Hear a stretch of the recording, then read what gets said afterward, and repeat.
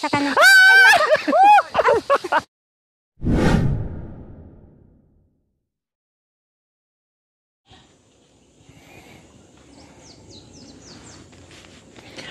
Magandang umaga po sa ating lahat mga kabayan. Nandito po tayo muli umakyat sa kabundukan dahil meron po tayong natulungan na taga dito po mga kabayan. No? At balikan po natin ngayon. Nung binalikan po natin mga kabayan ay walang tao sa kanilang bahay dahil nandoon sa kabundukan naglilinis dahil ihanda na naman po mga kabayan dahil papalapit na ang ulan. Siyempre, masipag sila magtanim. So puntahan natin sa mga kabayan, silipin natin kung marami na ba silang nalilinis doon sa kabundukan. Dahil po mga kabayan, itong mag-asawa, kahit napakalayo nito mga kabayan, akyat baba, yung ating dadaanan mamaya, pero hindi napapagod, pabalik-balik doon para magtanim ng iba't ibang klaseng mga root crops po mga kabayan. Bali, ang gagawin po natin ngayon mga kabayan, magbigay tayo ngayon ng mga anong kailangan dito sa kabundukan. Bali, iikot tayo, no? Suyurin natin mga kabundukan, yung mga malilinis, yung mga tao dito na nakatira, yung mga katutubong aitas. Tapos mga kabayan, kung ano ang kailangan nila dito mga kabayan, like abono, like binhi, o ano pa man, yung abot, yung kaya na pwede natin ibigay sa kanila ay magbibigay po tayo mga kabayan. Kaya tara, sugurin na natin yung mag-asawa na nandoon sa tuktok mga kabayan.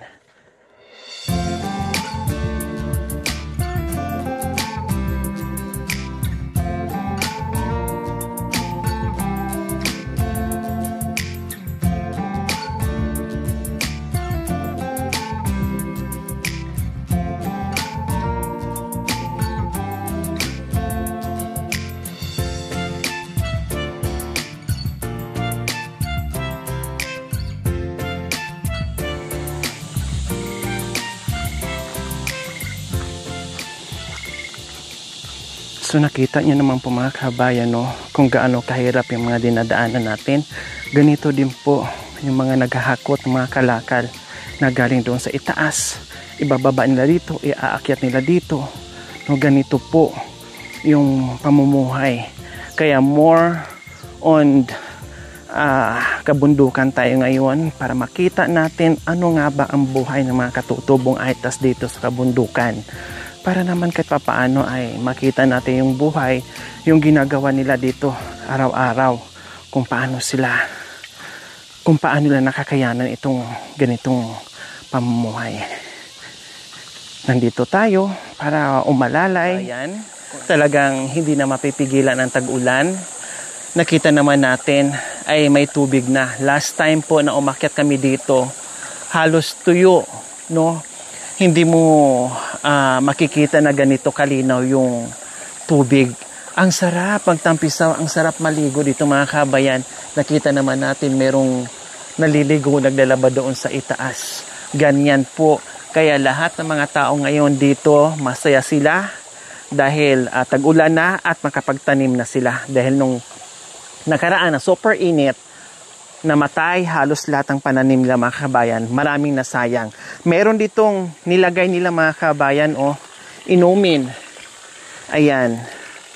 No, dito sila kumukuha ng pang-inom nila. Ang lamig po.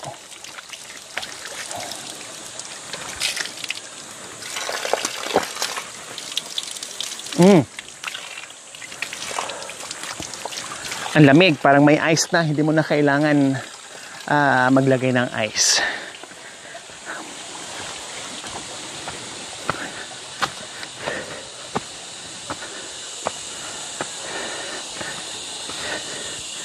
O diba?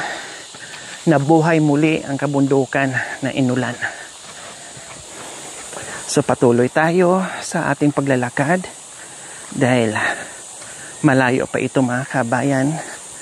Wow, ang sarap doon, sarap lumangoy.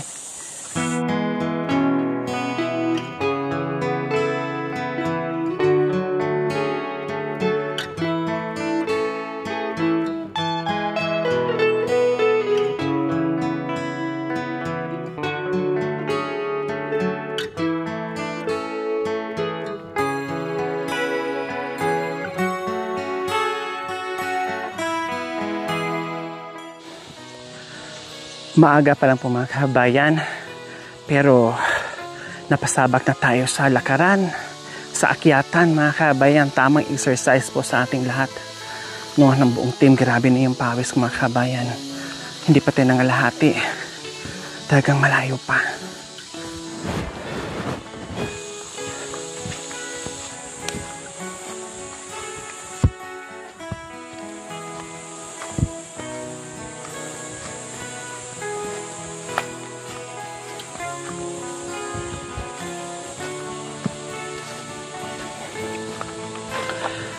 Nakakatakot pa dito mga kabayan dahil halos ang dinadaanan natin ay puro mga kawayan. Siyempre dyan nagtatago yung mga kamandag na ahas, kaya bawat hakbang natin ay kailangan lumingon ka at tingnan mo yung hinahakbangan mo at yung gilid mo, kasi ay delikado dahil malamig na lugar, nandyan yung ahas plus yung kawayan.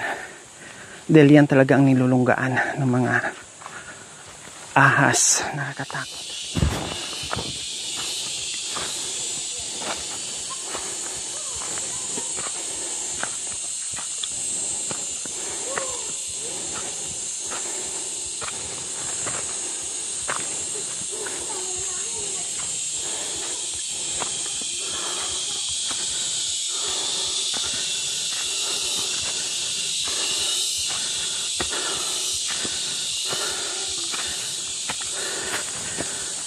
So ayan po mga kabayan, talagang kakapusin ka ng hininga dahil nakailang akyat na tayo.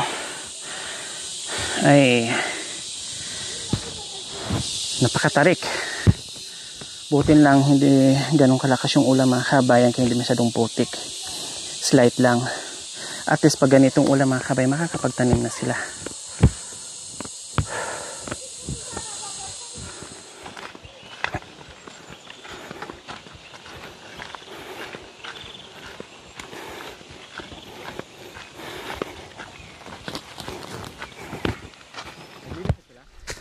Ay, Diyos ko mga kabayan, umusad na tayo. Sa wakas, nandito na tayo ngayon. Ay. Tao po! Ay.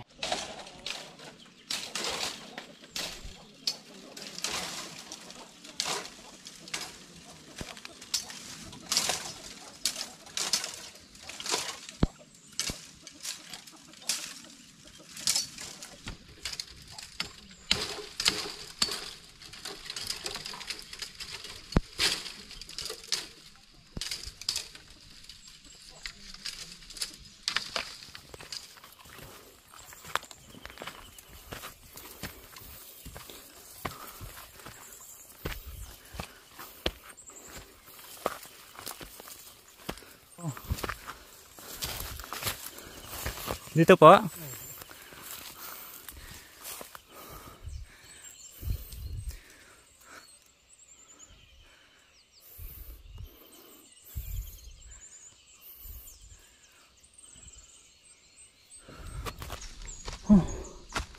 Diyos ko mga kabayan, look at that. Tapos yung aking likuran. Hello Philippines, hello world.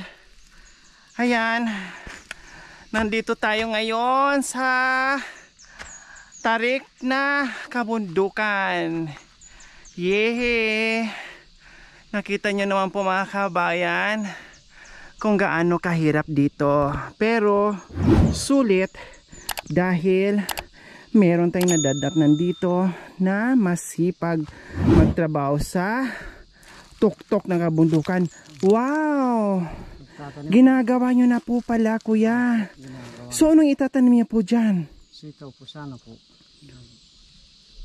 Wow, ang galing naman ni kuya gumawa. Slanting yung lupa mga kabayan, no? Kita nyo man, no? Slanting. So ang ginawa po niya is layer. Ayan, ari ko. Pati ako madalos-dos na. So ayan po mga kabayan, no? Yun yung ginagawa niya. Layer po ang ginagawa niya para wala ka pong letting, ganyan po. Opo. So ang ginagawa nyo po Kuya Jesus is nilagyan nyo po muna ng mga andang po para pagdating po ng sitaw, tatanim na lang po. yun po yung gagapangan. So ayan po mga kabayan, hanggang doon ikutin natin. So ayan, ang haba na po ng nagawa ni Kuya. Ayan, naka-ready na po yan, no, hanggang doon sa baba po mga kabayan. Ayan, oh, di ba? Kung nakita nyo po yung linis, no, ayan po yung pagtataniman ng sitaw ni Kuya. Oh, ayan po, dito sila umaakyat araw-araw mga kabayan para magbungkal, maglinis, no. Hindi sila napapagod dito mga kabayan, araw-araw akyat aray ko, araw-araw sa pag-akyat mga kabayan, para lang meron silang magagawa dito. So ayan po, o di ba, kitang-kita niyo na po yung view. O biro nyo, kung puro damo to mga kabayan, akalain mo pwede palang linisin at taniman ng mga iba't ibang klaseng gulay, diba Kuya Jesus? Ano po ang mga pananim dito? Luya lang po yung bini ko po yan. Naka-ready na po pala yung luya nyo, kaya po pala may nakita akong luya. Tapos luya, sitaw, ano pa po? Sili po. Sili, saan nyo po ilalagay? Sa inyo pa rin ito? Wow, ang lawak ha. Isang buong bundok ang nililinis nyo. May mga avocado at saka ano, langka. Tapos ilang pirasong saging? Ilang po pirasong saging yan. Yan po saging po yan. Ayan, sa inyo po yan, yung mga saging na yan. Opo, kasi wala lang pong bunga. Pati yung mga papaya mga kabayan, wala pang gaanong bunga ngayon mga papaya. Kasi nung tag-init nga po, di ba? Doon, kanino yon? Nandoon, yung malinis. Yung bayo ko po. Ibang may-ari naman po doon. Sa akin din po yan. Ha? Sa akin din po yan po. Sa inyo din po yan. Wow, ang lawak nito. Di ba? Hindi ba kinahirapan dito Kuya Jesus sa pagtatabas o paglilinis na yung lupa ay sobrang tarik? Kahit na mahirap po, talagang pinagtitiyasan kung para makahanap buhay po. Ha? Kahit na po mahirap, pinagtitiyasan para makahanap buhay po. Tama, kahit sobrang hirap, kailangan magtiis, no? Wala kang, kung palagi ka po sa bahay, wala kang lang pong makain. Tama. Talagang lahat ngayon malinis na Kuya Jesus. Ang gagawin nyo lang ngayon ay pagtatanim na naman. Pagtatanim naman po. Talagang niready nyo yung lupa nyo para sa palapit na tag-ulan ay magtatanim na lang po kayo. Kung basa na po yung lupa, pwede ka na pong magtanim. Pero ngayon, di ba, umulan kagabi Basa na po yan. Pwede na magtanim, di ba? Pwede na po. Kasi ayan, ang lalim na ng basa ng tubig kasi nga kagabi umulan. Malalim na po yung basa sa lupa. Opo. So kailangan magtanim na. Opo. 'Di ba? Kasi tuwing hapon o tuwing gabi ay umuulan na. Ang tanong, meron na ba kayong binhi diyan sa sili at sitaw niyo? Wala pa po. Naku. Ano ko lang po. Nire-ready nyo lang? Opo. Para pagdating po ng bini, tataniman ko na po. Saan po kayo kukuha ng binhi? Gawa po ng paraan. Kung saan makakita ng bini. Saan nyo po binibili, Kuya? Diyan sana sa palengke. May nagtitinda po at ang bini ng sitaw. Sitaw at saka sili? Opo. Magkano isang balot niyan? Hindi ko rin po alam dahil di po ako bumili niyan. So ibig sabihin, dito kayo magtatanim, Kuya Jesus, ito, mga bawat puno itong tinusok nyo? Opo. Ganyan. Opo. Ganyan lang pang itatanim ko po dito. Ganyan. Tapos? Lagay mo pong ganyan. Tapos kabila din. Ganon din kabilaan. Opo. Kaya pala madami. Kapag umulan po dito po pumarada yung buhangin, hindi po matatabunan.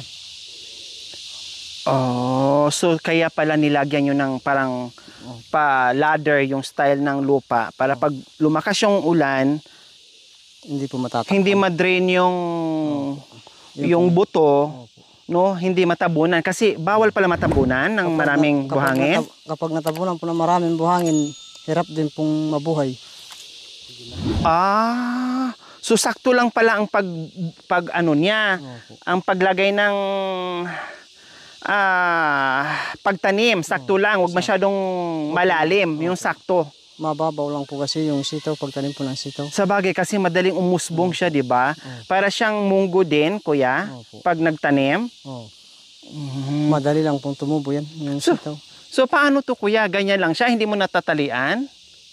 Maghanap po ako ng kuni, yung kuni pong parang lambre, yung matibay po. Saan po kayo maghanap ng kuni? Diyan po mayroon po siguro dyan sa sa may kahoy. Kahit na po tiban, pwede na po ito siguro dyan. Oo, yung ng matibay naman po ito kahit na po isang saging. taon. Isang taon aabot po. Oo, yan, pwede na yan. Kung lagyan ko pa po ng kawayan po yan, tsaka po kahoy po. Opo, so marami siyang gagawin dyan mga kabayan. Kailang ituloy yung nadatnan natin ngayon. No, marami siyang gagawin dyan para hindi masira yung sitaw na pananim. Kasi kung babagsak siya, syempre, masira yun. No? Mabubulok yung mga bunga. So, ang gagawin niya, parang ganyan. Lagyan ko ng dito, kahoy po, kung medyo malaki-laking konti. Opo, yung parang poste nila. Opo.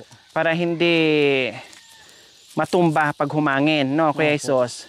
So, ganyan. Parang ganyan po ang gagawin nila. No, nililitingan nila. Yung iba nga, binibili pa nila yung pangtali dyan mahal.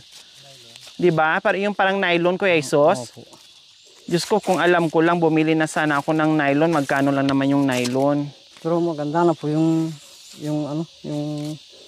kuni, sinatawag nilang kuni. Mas maganda. Kaya po pala hindi gumamit ng nylon si Kuya Isos kasi mas maganda daw po gamitin yung nakukuha lang dito. Kaya lang medyo malayo. No, wala dyan, Kuya Isos? Wala po dyan. Wala, saan yan nakukuha? Sa tabi po ng sapa. May dadaanan kaming sapa doon kanina. Yun ba yun? Marami doon? Meron po doon sa baba. Malayo kasi mga kabayan, yung sapa nandoon pa yun, yung tinawiran namin kanina. So ganyan po mga kabayan ang mangyayari dyan. Para pag humangin or bumagyo or lumakas yung ulan, syempre lulundo siya dahil makapal, lumago na yung sitaw. May tendency na babagsak, masisira yung mga bunga. Ganyan lang kung pag po dito. Ayan, ganyan lang po ang pagliliting po mga kabayan. Ayan, tumibay siya. Lagyan ko po ng malaki po ng konti dito sa gitna. So ang gagawin niyo, maglalagay kayo ng posteng malaki dyan. Pagkatapos po, lagyan ko din po doon sa dulo doon. Kabilaan. Pag yung nag-umpisa na silang umakyat, sobrang pagod daw. Pero tiyaga, wala daw siyang magagawa dahil wala. Kaysa daw wala siyang mahirap po yung makakain. Kundi lalong mahirap pag walang makain. Maghanap ka po ng trabaho. Wala pong kumukuha ng trabaho. Kaya dito na lang po, Kuya Jesus. Maganda na lang po yung magtrabaho na lang po sa bundok.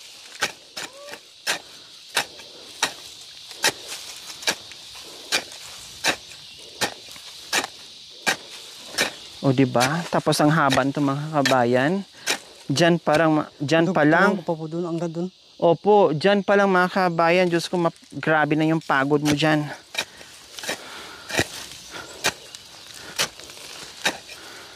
Pero ang ganda, ang linis, ang ganda tingnan. Lalo na mga kabayan pag nag-umpisa na ito ng gapang, nagapangan na sila. Tapos unti-unti na namulaklak, tapos meron na mga ganyan, isang dangkal na nakikita mo ng mga bunga. Ay, ang sarap sa pakiramdam. Lahat ng pawis mo, lahat ng pagod mo, pag nakita mong ganyan, mapapalitan ng saya at tuwa. Matatanggal ang pagod mo. Ayan pala, Ayan po sila, yung pong binhi. Mga nyo, mga binhi. Opo, hinihipong kung So, ayan po ang asawa ni Kuya Jesus. No? Inom po muna kayo, Kuya Jesus. Diyos ko! Pumunta kayo dito, hindi nyo malang pinuno yan? Mga katimbulong. Akala ko po, Mga kambulong. Kuya Jesus. Ganyan pong baso namin sa bundok. Pagkatapos ng pinag-inuman, pwede na i-alis. Ayan, dapat palagyan mo ng tubig doon, Ate Elsa. Doon sa may umaano. Ito, lagyan niyo ng tubig para may inumin si Jesus. Oo. Anong sabi po nila, Ate Elsa? Ano pong Sabi niya sa akin, ate, bakit ang payat-payat mo? Kahit na payat naman ako. Kahit konti lang ang makain ko, gusto ko marami, may tanim ko. May ibenta ako sa bayan. Makakakita na kami ng kahit konting pagkain namin doon. Kape, tinapay, dali na namin sa bundok, asin. Yun. Sinasabihan ka nilang bakit ang payat nyo daw.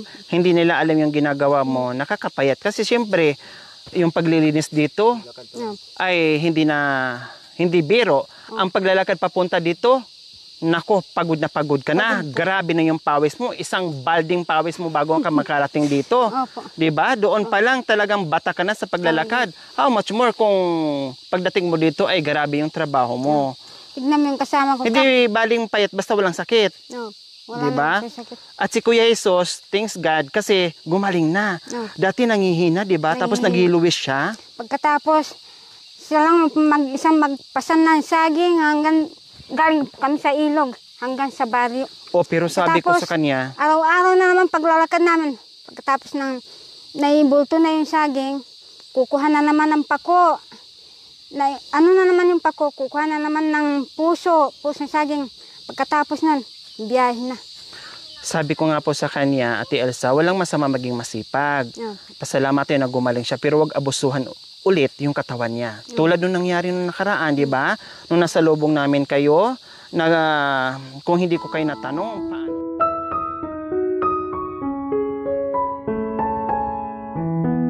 Mag-asawang Aita, saan kayo ito galing mga kabayan na halos wala ditong bahay? Anuhin nga natin, kausapin, tanungin natin. Hello! Saan ang punta nyo? Dito po kay Vicky po. Anong gagawin nyo po dyan? Punta sa ospital po. Magpapatulong. Kay Bakit? Anong nangyari sa inyong mga hospital? Ito po yung mister. Apo po. Ano pong nangyari sa inyo, kuya? Nagsimula po, nagpasan ako ng saging. Simula na po dun yung lagnat ko po. Tapos, may lagnat kayo ngayon. Wala po. O anong naramdaman nyo? Parang nanghihina raw po siya. Parang nangihina po. O anong nararamdaman nyo ngayon, kuya? Ayan, Ito lang po yung inuubo kayo pero parang pinipigilan lang nyo po lang. nararamdaman. Yung ano Para po sa po siya katawan ko po maputla po. parang Namumutla. Namumutla Oo nga, po. ang ano ng kamay nyo, Opo, parang wala kayo. Isang tray na itlog. At may bigas na kayo. So, Ate Elsa, 1,000, 2,000. Kung hindi ko kayo natanong, paano na ang gamutan ni Kuya Jesus? 'Di ba? Hindi natin alam kung ano na nangyari sa kanya kasi wala na siyang ganang kumain, hinang-hina siya, nahihilo siya, namumutla siya. O nakita ko ngayon masigla siya at okay na yung katawan niya, pero wag niyang abusuhin na tulad dati na puro trabaho na lang ang ginagawa. Kahit may anak tayo, pero hindi tayo tinutulungan. Palakasin natin kako yung loob natin para makakita man tayo ng konting... Bakit hindi tinutulungan ng mga anak? Ewan ko pa sa mga anak. Kaya masabi ko, kahit na ganun yung mga anak natin, umiyak man sana tayo, pero hindi na, wag nang umiyak dahil mag-ipon tayong kahit tagpipiso, araw-araw tagpipiso, hanggang pagtanda natin, may kukunin tayong kahit na hindi tayo makakapagtrabaho, may bunutin tayong pambili ng kape, kahit konting bigas. Sabi ko sa kasama Ibig nyo ko. sabihin, pag nagkapera kayo, unti-unti kayo nag-iipon, piso-piso. Oh, Naguhulog kayo. naghuhulog. Tignan mo po yung kulong-kulong namin. Pagtitinda ko, itabi ko yung tag-100, tag-100. Nung, hindi ba, nakita nyo kaming una, wala Opo. po kami sasakyan. Tapos yung naipon ko, yung tag-50 yung inipon ko, nag-abot ng 3,000, inihulog ko sa motor. Meron na kayo ngayon. Nandun po sa baryo. Wow! So yun yung ginagamit nyo ngayon para panghakot sa mga Kaya sabi ko, kalakal nyo. Kasi kailangan nyo yun di ba? Kasi hindi na kaya nga. Sabi ko nga kay Tatay Jesus, nakita ko nun ang bibigat ng mga dala niya. So mainam na meron na kayong motor ngayon na hulugan at is katuwang nyo.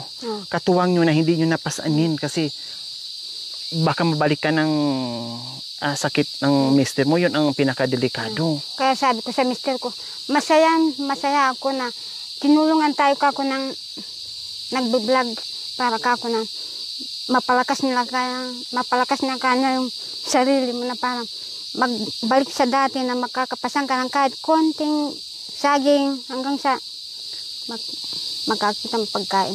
Opo. Ate Elsa, nung una nakita namin kayo, binigyan namin kayo ng pang-check up. Nagtuloy-tuloy yun, tapos hanggat gumaling talaga siya. Oh. Nagtuloy-tuloy yun. Bumili po ako ng vitamin, tapos gamot ng Gamot niya. yung pampatagang Ano po? Pangpataba. pantanggal po ng ubo. Pangpatanggal ng ubo. Hindi nyo na mabanggit-banggit. Sorry po. Ano po? Sorry po, hindi ko kasi maibig kasi. Hirap kayo magbigkas sa pangpatanggal.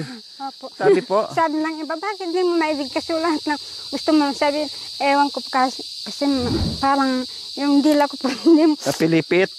parang pilipit yung Parang ay lumabas.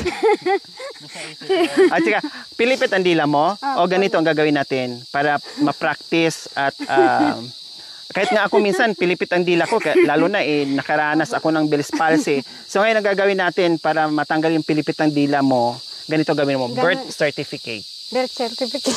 O ulit. Birth certificate po. O ayun. O yes pala eh. Hindi na, Pahinga muna tayo. kung hindi natutuyo yung Dito sugat tayo. niya, anong ibig sabihin? Oo, makaupo. Or doon. Dito na lang siya may nauupuan po. Sa kanya.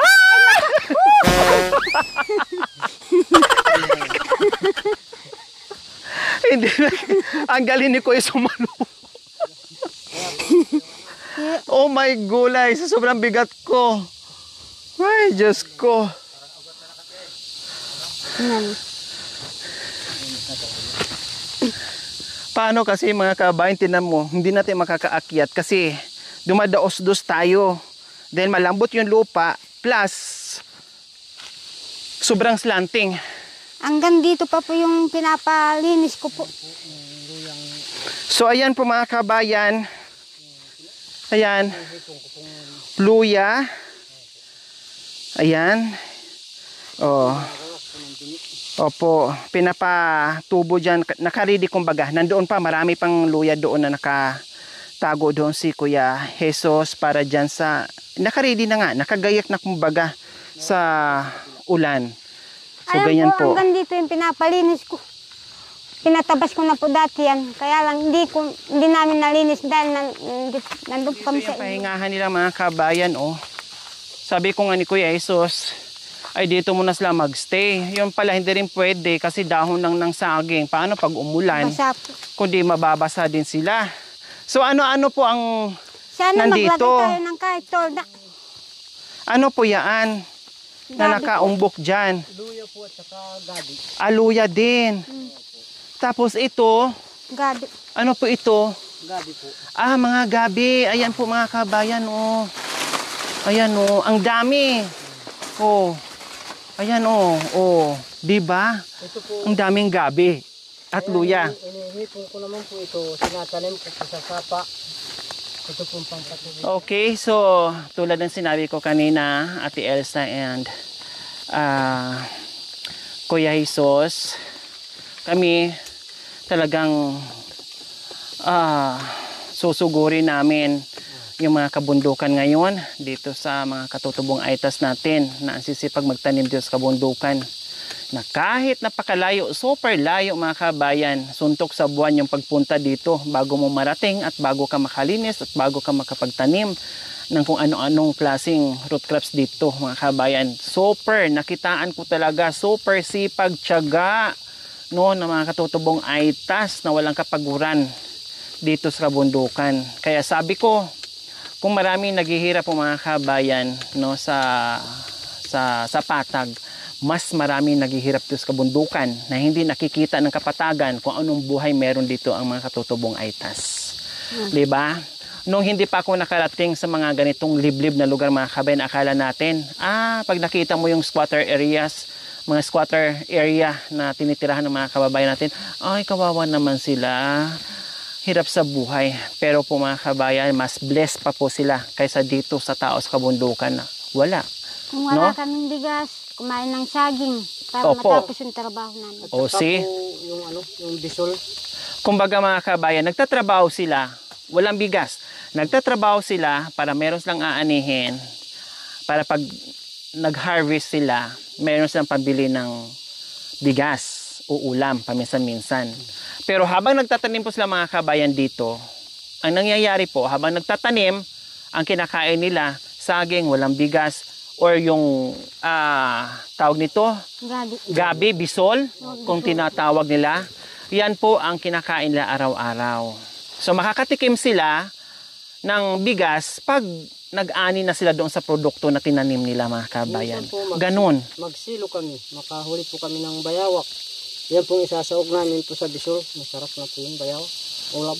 Huwag maiambag kung anong pwede naming maitulong. Kung hindi man lahat maibigay namin, at least meron tayong initial na tulong na binigay sa kanila na kahit papaano ay makaagapay doon sa pambili nila or sa gastusin nila mga kabayan. At dagdag income, bawas na rin doon sa gastos o dagdag income nila mga kabayan. Okay, so sabi ko nga, maglilibot kami, no, and then magdala kami ng mga binhi kung anong pwedeng itanim nyo. So sabi nyo kanina, ang itatanim nyo ay sitaw at saka sili. So may dala kaming sitaw at sili. Ito yung dala namin, binhi. Tamang-tama, pwede na tayo magtanim. O, ano po yan? Sitaw. Ganyan po ba ang itatanim nyo? Ganito po. O. Tapos, ito po. Sili po. Sili. Ganyan po bang sili? Kasi mas mahal po yan, di ba? Ang kilo dyan pag marami. At 4 na balot na sitaw. Then 5 balot na sili. Ayan. Lahat na yan, iwanan ko na. So, ganun ang gagawin namin ngayon mga kabayan. Kung ano yung sobra, no, or mabit-bit namin ng mga binhi, yun ang ibibigay natin pag meron tayong makita na malilinis at masisipag natin mga katutubong Aytas na tulad nila. Marami na ba yan o kulang pa? Or ano, kulang pa ba or marami na? Pwede na po ito. Ha? Pwede na po. Marami na yan. Okay, sige. So, ayos na po daw mga kabayan. Marami na daw po. So, okay. So, ngayon, mag-uumpisa na tayo tanim ng sitaw. Marami pala, kuya. Hindi lang 60 patingin? Yung sili. Mga ganon siguro. Mga ganon, mga 60. So, ayan po mga kabayan. Tanim na tayo. Titinan natin kung paano sila magtanim. No? Tapos, pag umusbong yan, Kuya Jesus, paano yung inaabunuhan pa ba? Kahit na po, hindi mo na po abono po. Hindi na kailangan ng abono dyan? Opo. O kundi maganda pala mga kabayan, no? So, ayan po mga kabayan, tingnan natin kung paano sila magtanim. Ganyan lang?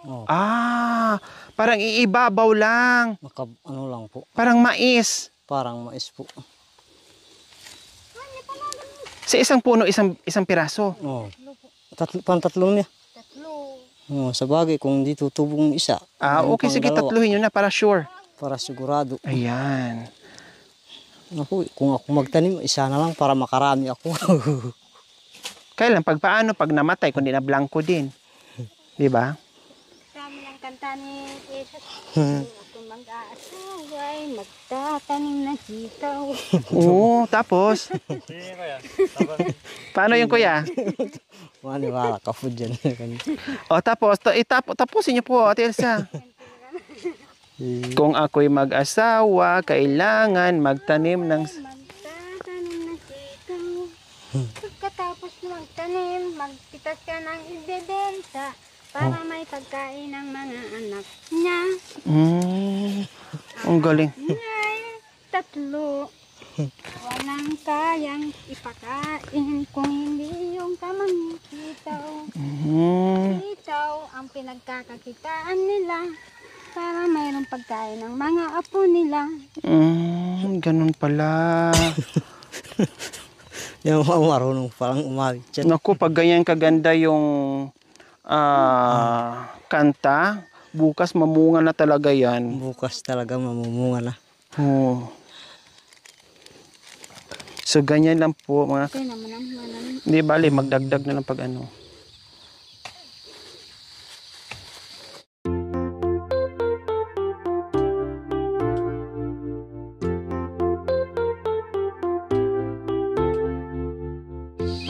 So yung mga bata mga kaya gumawa na ng silungan kasi baka biglang bubos yung ulan. Kubo si anak ni Jesus. So punta tayo dyan. At least kahit paano, meron tayong masilungan. O, di ba?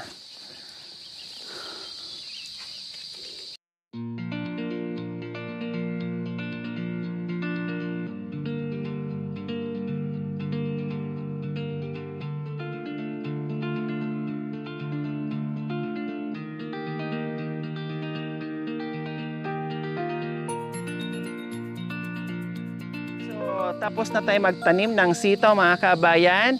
Ang gagawin naman natin ngayon ay magpunla tayo ng sili doon sa itaas. Kung saan doon din po itatanim ni Kuya Jesus. So ayan po ginagawa ni Kuya Jesus.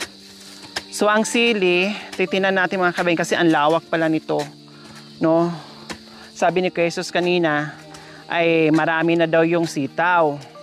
Pero nung nilagay namin mga kabayan, kinapos. Buti na lang, sabi ko sa kanya, itanim natin para alam ko na, no, matansya ko na sa susunod, no, ay makita ko kung ilang pack yung aking idadagdag. So, ayan po mga kabay, nakita natin kanina, sabi nila, ay marami na daw po yun. Pero, nung tinanim namin, kinapos yung aming sitaw, ang sabi ko, sayang yung lupa na nilinis nyo, kulang yung sitaw natin, okay sige, magdagdag ako, idaan ko kay Ate Elsa sa bahay nila, tapos itatanim nila doon para buong nalinis nila na lupa ay mataniman talaga, for sure. So, okay, so ito na yung sili namin mga kabayan, siguro mga 60 piraso lang din, Kuya Jesus, ano? Parehas lang po siguro. Ang tipid! Or saan natin, paano magpunla, Kuya Jesus? Ay, igaganyan lang? Ibubos lang natin? Oo, ganyan lang. Okay. So, ayan, tapos na tayo lagay ng sili. Tapos natin magpunla. Ayan, ganyan pala ang teknik mga kabayan. Para hindi po tatakas.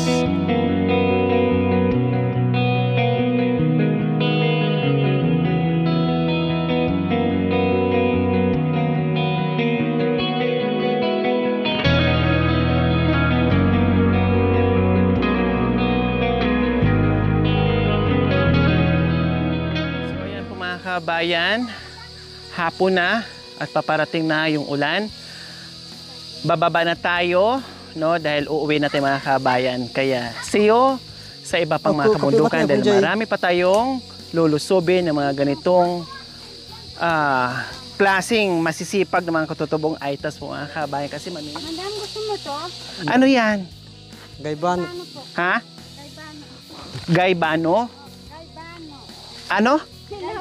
Gaybano, guyabano.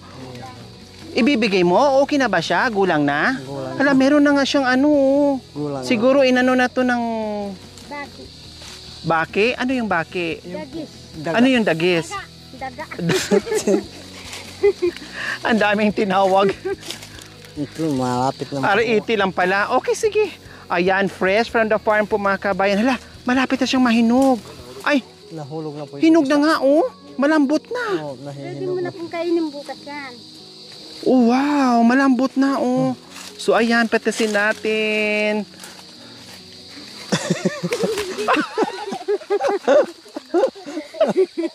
Na-prank ako. Akala ko talaga totoo. Yung pong kanina yan. sinabi, sabi ko, uy, ang ganda, meron pa pala natira. Yung pala binalik lang. Nagtaka ko, sabi ko, hinanap po yung ano kasi gaganunin ko sana. Sabi ko, may tali. Tapos meron pang isa, yehe. Oh. Hala, hinog na, oh. Bukas hinog na to talaga, no? Pwede na talaga. So, fresh from the farm, Goyabano, nakadalawa tayo, fresh. Kaya yung isa, merong ano, may sira, pero ayos lang yan. Yung kalahati niyan, okay pa. Marami pong salamat sa nadala niyang bini po ni ate dahil wala po akong pambili ng bini. Maraming salamat dun sa pinatanim sa amin yung binhi ng sili at sitaw. Kasi pumunta po ako sa bayan, wala akong mahanap ng binhi ng sitaw at ano, yung sili. Pumunta na po ako sa ibang bansa, wala na po mahanap. Tapos, maraming salamat sa Panginoon na may nagbigay sa amin ng binhi. Walang anuman, Ate Elsa and Kaya maraming salamat na lang po sa inyo. Kuya Jesus, walang problema. Masaya kami nakatulong sa inyo. Ito yung mission namin. So, ang gagawin natin, kasi nakita ko nga may bakante pa doon, magdadagdag pa ako, Kuya Jesus, ha, Ate Elsa? Para lahat yun ay mataniman nyo ng sitaw at saka sili, ha? Okay. So, madagdagan pa yung dala natin. Dadami, no? Dadami yun. Ganun po siguro, karami po pwede na po siguro. Okay, sige. 4? Okay, sige, 4. Apat po. Okay, 5 yung sili. So, 5 sili, 4 na. Okay, sige. Sakto na daw po yun. Kasi nangalahati na. Maraming salamat po sa butong dinala ninyo po. Para mayroon pong itanim. Okay, Elsa. Pabili mo ng ulam habang nagtatrabaho kayo.